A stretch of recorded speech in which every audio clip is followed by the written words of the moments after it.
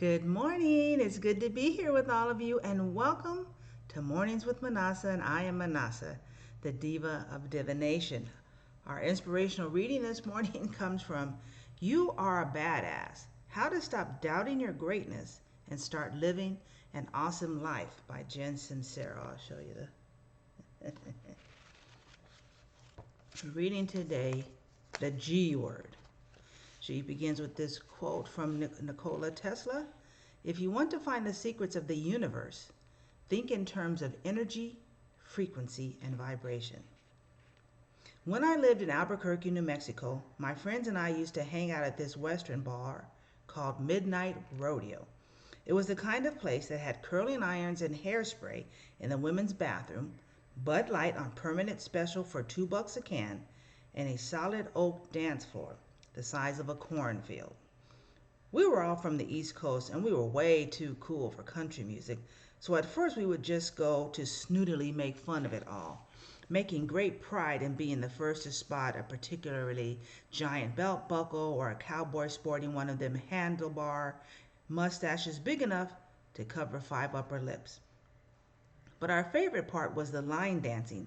We'd stare mesmerized by the giant choreographed mass of Garth Brooks fans stomping around in synchronized woo-hooery with their thumbs purposefully tucked in the front pockets of their jeans.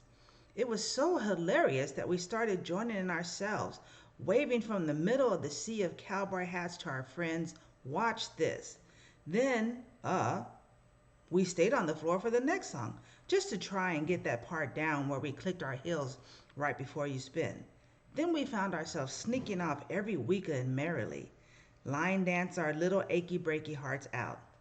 This is a sort of the same way that the God thing happened for me. It started out with much snarkiness and eye rolling, but I was so broke and clueless and sick of being such a weenie about really going for it in my life that I was open for suggestions, which is why when I started reading books on finding your calling and making money and getting over yourself already, they all had this spiritual side to them. I didn't toss them in the goodwill pile with my usual "this God spirituality crap is for suckers" attitude. Instead, I decided to give good old God a chance because I had nothing to lose. Literally. And lo and behold, some of it wasn't totally idiotic. So I started reading more about it. Then I started studying it. Then I started putting it into practice. Then I noticed how much better it made me feel. Then I started believing it. Then I noticed all these awesome shifts starting to happen in my life. Then I became obsessed with it. Then I started loving it. Then I started radically changing my life with it. Then I started teaching it.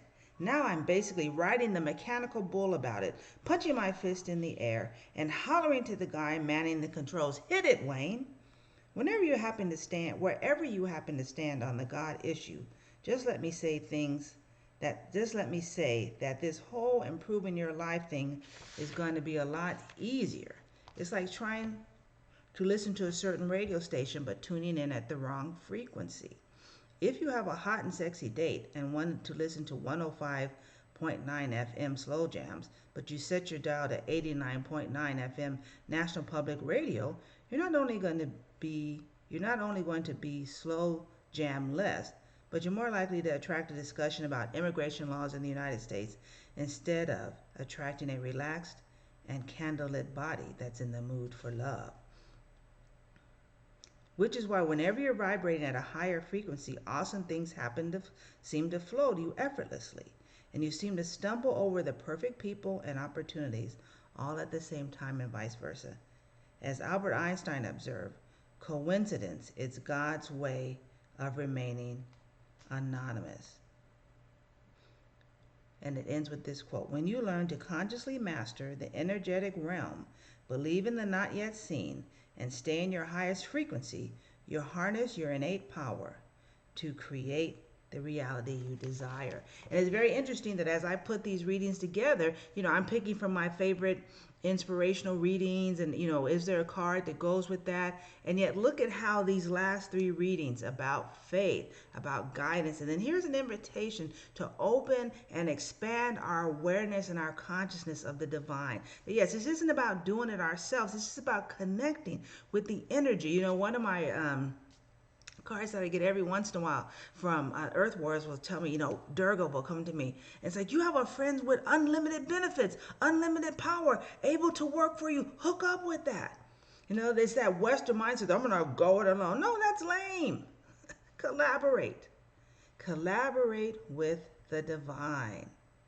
Allow Mother, Father, God, Mother Sky, Sky Father. You pick the word that represents the divine in action, the divine eternal, the divine love, the divine power. It's like having a big cousin or a big brother that's always doing things ahead of you, opening doors, moving stuff out of the way. But you've got to connect with that. You've got to have faith and then open your heart to the guidance. What a connection. I love when Spirit brings these all together. So allow yourself to rest in the arms of the divine. And from that place of rest and oneness, move forward to live and create your best life. Have a beautiful day. I love